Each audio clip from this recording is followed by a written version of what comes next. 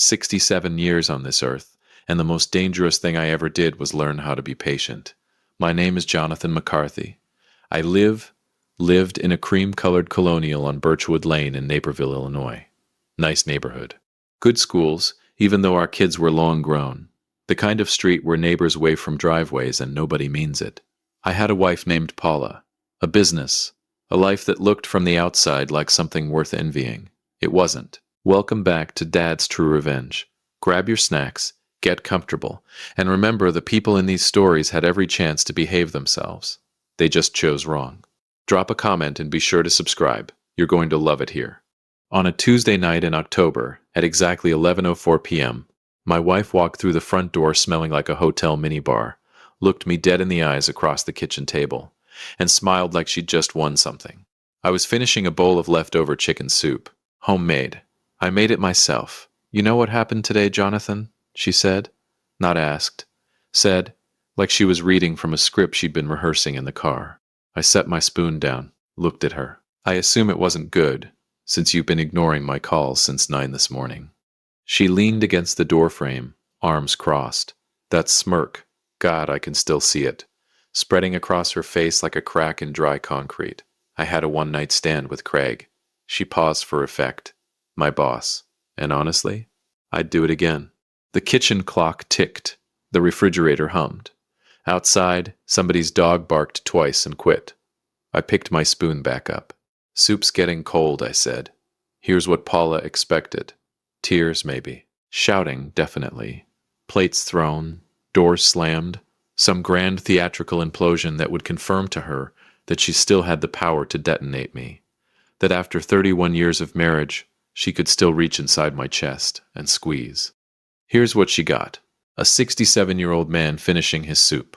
She didn't know it yet, but I'd stopped being the man she expected about 6 months ago.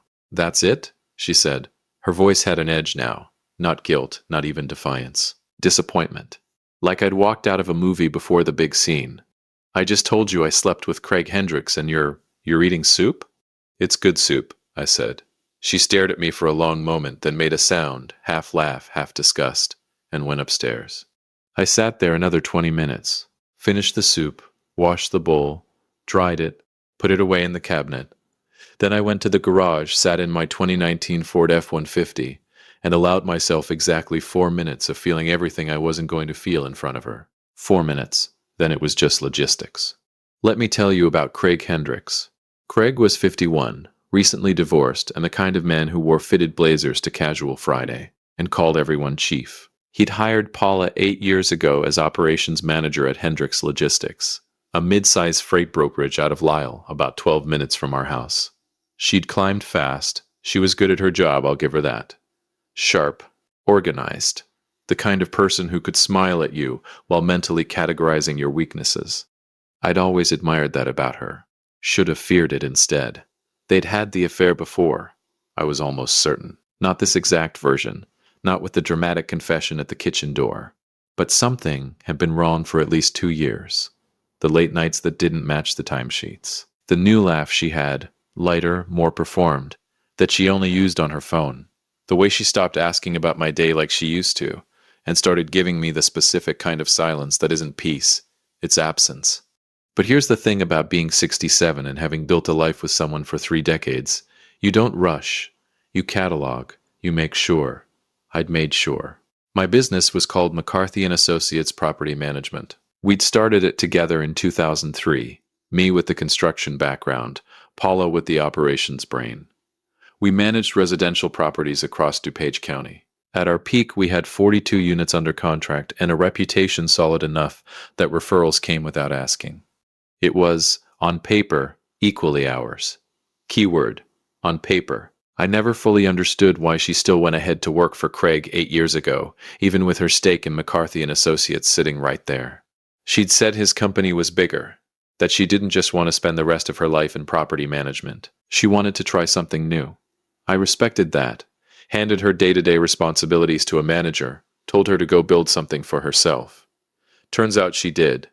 Just not what I had in mind. I didn't quite get it then, but I get it now. What Paula didn't know, what I'd made very certain she wouldn't know, was that 14 months ago, I'd sat down with our attorney, a sharp and mercifully discreet woman named Christine Knight, over at her office on Washington Street in downtown Naperville, and I'd begun a quiet, careful, entirely legal restructuring of McCarthy and Associates. It started with a conversation I'd had with my oldest friend, Dave Kowalski. Dave and I go way back. We'd worked construction together in our 30s, sweated through enough Chicago winters to earn the right to say whatever we wanted to each other. We'd met for lunch at Quigley's Pub on a Wednesday in August, the year before all this, and I told him what I suspected. "You think she's stepping out?" Dave had asked, mouthful of a Reuben sandwich, completely unbothered. "I think she's been somewhere else for a long time," I said. "I don't know if it's a person yet. So what are you gonna do?" I'd stirred my coffee, looked out the window at the lunch crowd on Jefferson Avenue, all those people moving fast, like they had somewhere to be. "I'm gonna find out for certain," I said, "and then I'm gonna make sure that when I go, if I go clean." Dave had put his sandwich down at that, looked at me seriously for maybe the first time in 30 years. "Jonathan, how long have you been thinking about this?" "Long enough," I said, to stop being emotional about it. He didn't know then what I meant. He would later. By October, by the night of the soup, here is what was true. McCarthy and Associates had been quietly, methodically reorganized over the preceding 6 months. My name remained on the public-facing documents, the website, the letterhead. But the operating entity, the one that held the contracts, the client relationships, the actual machinery of the business, that had been restructured under a new LLC, one that Christine had helped me establish with the kind of careful precision that doesn't leave fingerprints.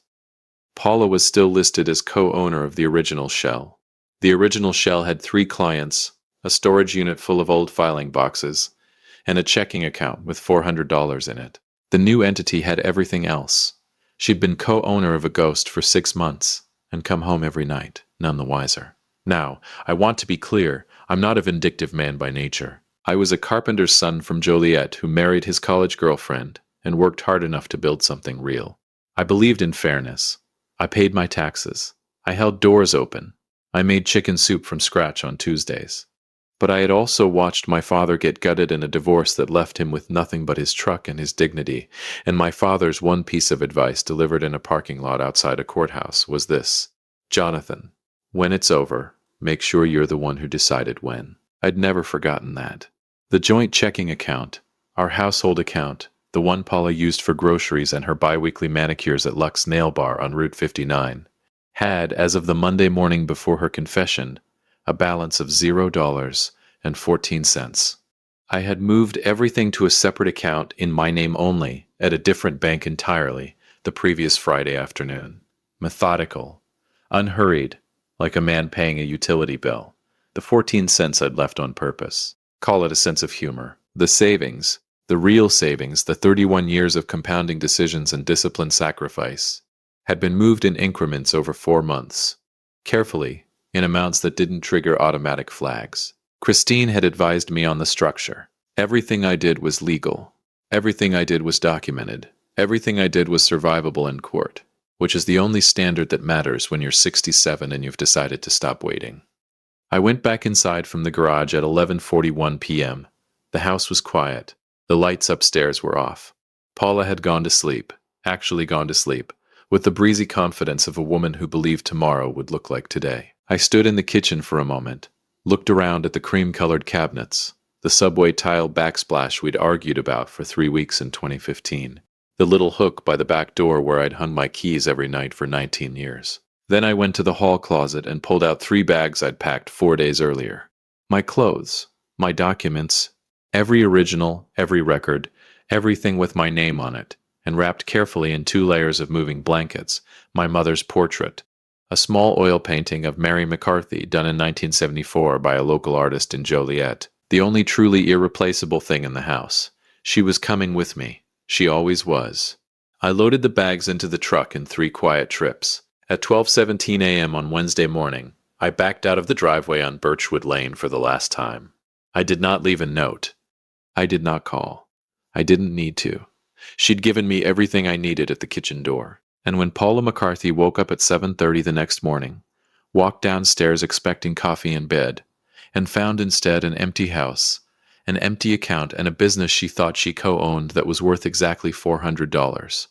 She was going to laugh. I was counting on it, because the people who laugh first are always the ones who haven't checked everything yet. There's a specific kind of silence that fills a house when the person who built half of it is gone.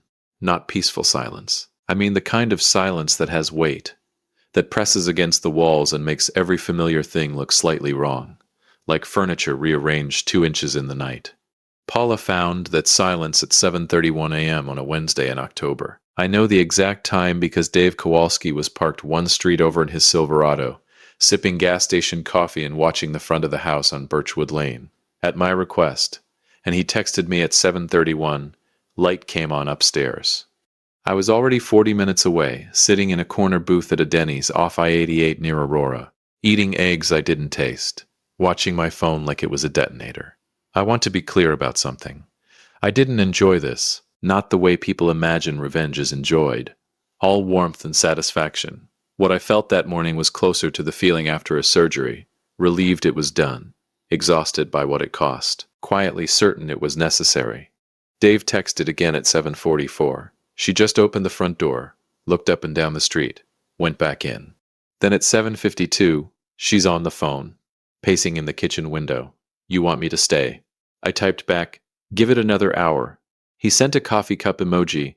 Dave communicates primarily in emojis when he's trying not to editorialize. It's his version of diplomacy. The call came at 8:09. I let it ring 4 times, not to be dramatic, just because I was chewing toast and I believed in finishing what I started. Jonathan. Her voice was controlled, careful. The voice she used in business meetings when something had gone sideways and she needed to appear like it hadn't. Where are you? Good morning, Paula. Don't. A beat. Where are your things? With me.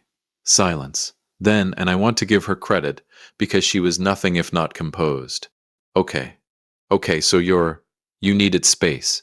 I understand that. What I said last night was cruel. And Paula, I think we should talk about this like adults, because 31 years doesn't just... Paula. She stopped. Check the bank account, I said, then call me back. I hung up. I went back to my toast. She didn't call back in 5 minutes. She didn't call back in 10. I knew what she was doing. She was sitting at the kitchen island with her laptop open, logging into the joint account, seeing the zero, telling herself there was an error, calling the bank's automated line, entering the account number again, waiting, refreshing, watching $400 become the whole picture. No, wait, that was the business account. Dave texted at 8:24. She just got in her car. I texted Christine Knight. Christine responded in under a minute. I've been expecting your text. Everything is in order. Call me after 10. Christine Knight was 54, Yale Law, and had the energy of a woman who had seen every variety of human foolishness and had long since stopped being surprised by any of it. She'd handled my restructuring with the efficiency of a Swiss watchmaker and the discretion of a priest. I trusted her completely, which was something I could say about very few people and zero institutions. She had warned me back in September that the window between Paula discovering the situation and Paula lawyering up would be short. She's smart, Christine had said, reading through the documents I'd brought her. How smart? Smart enough to confess to get ahead of something, I'd said. She thought if she told me first, she'd control the narrative. Christine had looked up at me over her reading glasses. Did it work? She told me last night. I already moved the accounts last Friday. Christine had smiled, small, professional, genuinely impressed. Jonathan, you continue to be my favorite client. I didn't tell her she was competing with my chicken soup for the title. Paula drove to the office of a family law attorney named, I would find out later, Gerald Fitch, on Ogden Avenue in Downers Grove. Gerald Fitch had a 3-star Google rating, a website that looked like it was built in 2011, and a reputation as a brawler, the kind of lawyer who made up in aggression what he lacked in elegance. She'd found him fast. I'd give her that. She was in his office by 9:15 a.m. I know because my daughter Renee lives in Evanston and had been in my corner since I'd quietly briefed her 3 weeks prior, spotted Paula's Acura in the parking lot while driving past on her way to work. Renee texted me a photo and 4 words. Dad. She moved fast. I texted back. So did I.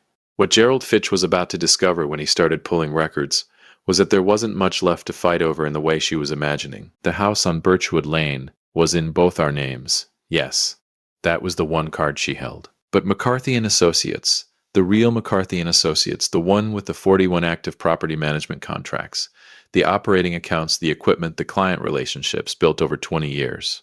That entity didn't have Paula's name on it. It had never had Paula's name on it. The original LLC she co-owned was still there, pristine, untouched. $400 and a storage unit on Napier Boulevard containing 11 years of archived paper files and a broken Keurig. I'd left the Keurig on purpose, too. I'm not a monster. Christine called me at 10:03. She's retained Gerald Fitch, Christine said, without preamble. I heard. He's going to come at the business first. That's where he'll think the value is. And when he looks, he'll find exactly what we left for him to find. I could hear the mild satisfaction in her voice. The original LLC is clean, properly documented, and worth approximately $414 as of this morning. The 14 cents is a nice touch, by the way. I thought so, Jonathan. She paused. He's also going to argue dissipation of marital assets. He'll claim you moved money to deprive her. Can he prove dissipation? He can argue it. Whether he can prove it is a different matter. We documented every transfer. Everyone has a legitimate business purpose attached to it. The restructuring was a business decision made 14 months ago, well before any legal action. Your paper trail is... She paused as if choosing the word carefully. Conservative. I was a carpenter, I said. We measure twice. I drove back to Naperville at noon. Not to Birchwood Lane. I'd taken a room at an extended stay on Deal Road. Nothing fancy, the kind of place with thin walls and a coffee maker bolted to the counter. Room 114. I'd paid a month in advance in cash. Dave met me there for lunch. He brought sandwiches from Portillo's, Italian beef, dipped the way God intended, and sat on the edge of my bed while I ate at the small desk by the window. She called her sister, Dave said. How do you know that? He shrugged. Brenda told Mike. Mike told Carol. Carol called me this morning asking if I knew where you were. He unwrapped his sandwich. Small town. It's a city of 150,000 people. And yet, he took a bite. Carol says Paula's telling people you had some kind of breakdown, that you left in the night without warning, and she's worried about you. I considered this. She's managing the story, I said. Yep, she's going to paint me as unstable, erratic. A man who disappeared in the night without provocation. Seems like it. Dave looked at me. You okay with that? I took a long drink of water.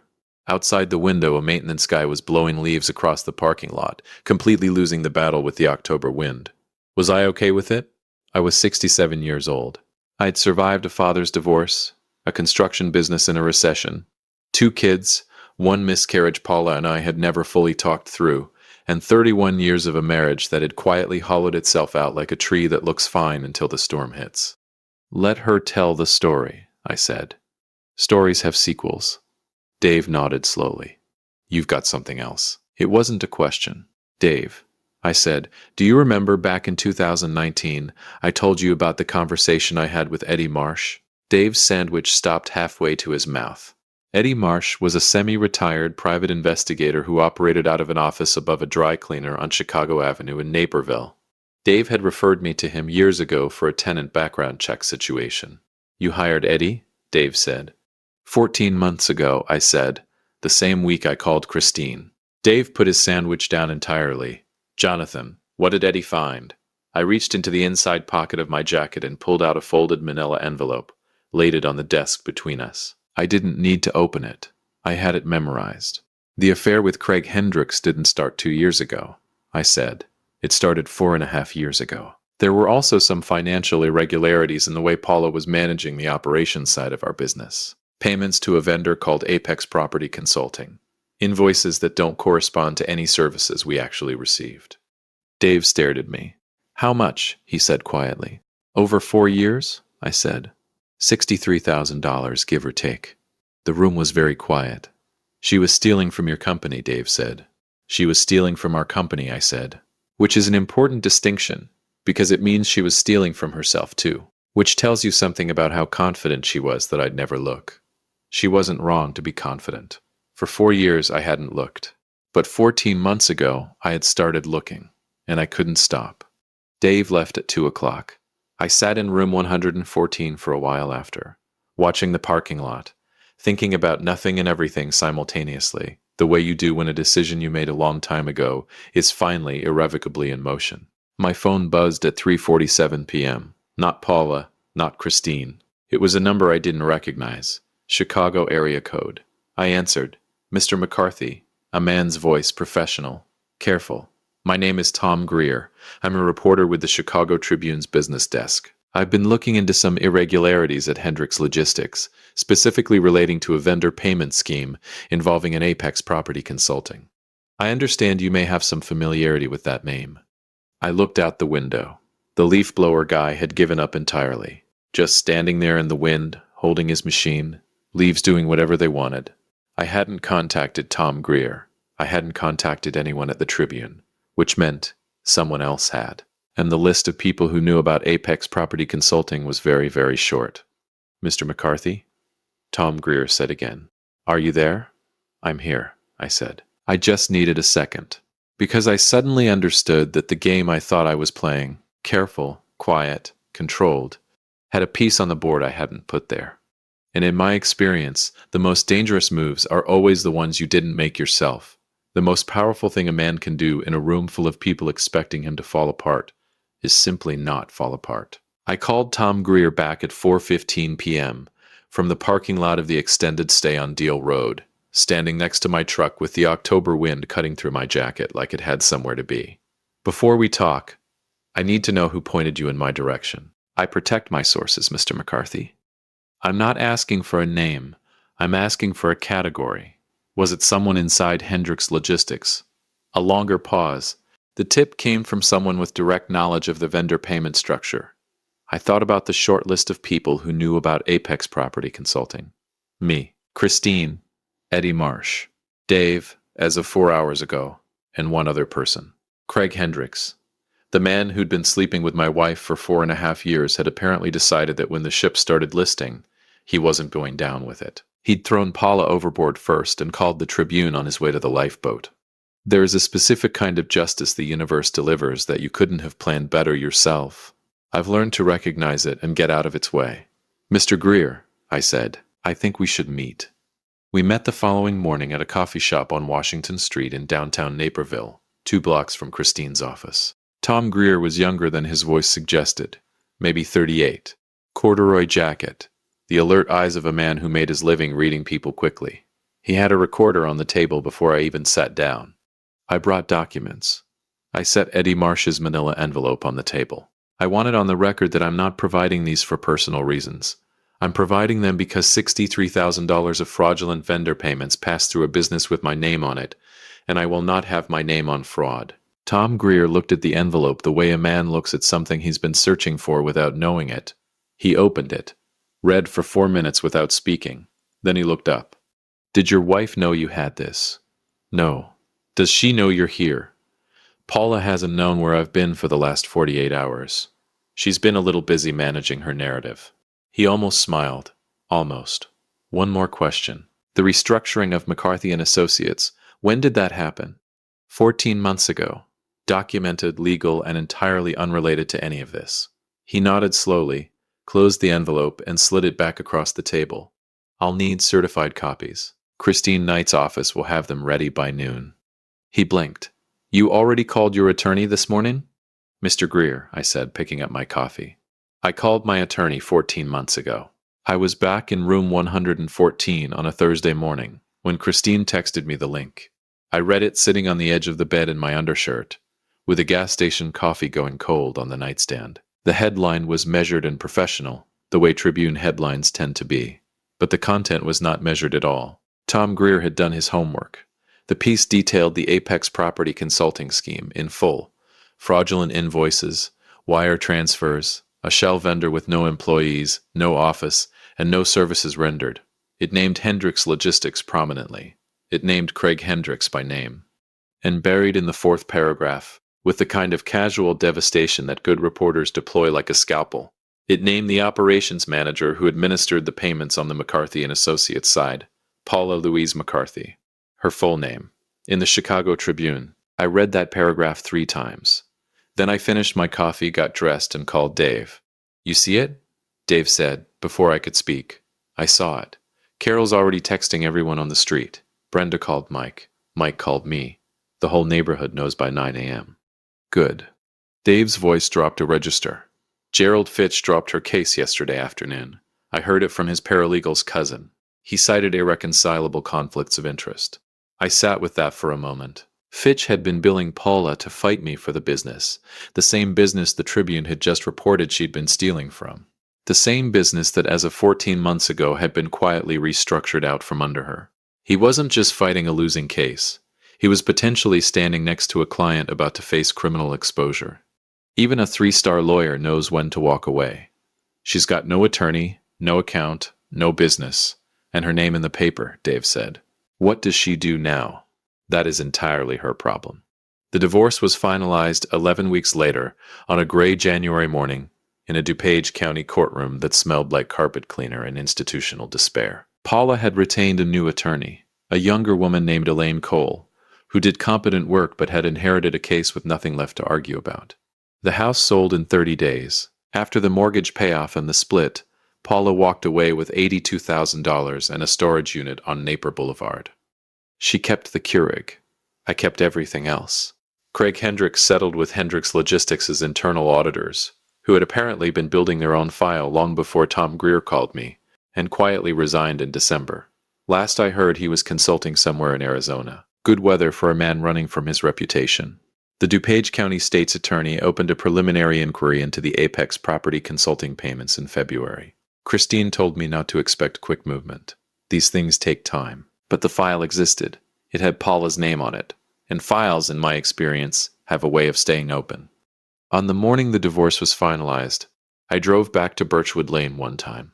Not to the house. The new owners had already started painting the shutters a color I wouldn't have chosen. I just parked at the end of the street for a few minutes. Watched the neighborhood do what neighborhoods do at 10 in the morning. A woman walking a dog. A UPS truck making a delivery. Somebody's sprinkler system running in January, which is the kind of thing you only notice when you've got time to notice things. I thought about 31 years. About the good parts which existed. About the kitchen we'd argued over, and the 2 kids we'd raised in that house who turned out better than either of us deserved. About my mother's portrait, which was now hanging in my new apartment on Eagle Street in downtown Naperville. 3rd floor, big windows, nobody's name on it but mine. I didn't feel triumphant. I want to be honest about that. What I felt was something quieter, the particular peace of a man who saw something coming, prepared with everything he had, and didn't flinch when the moment arrived.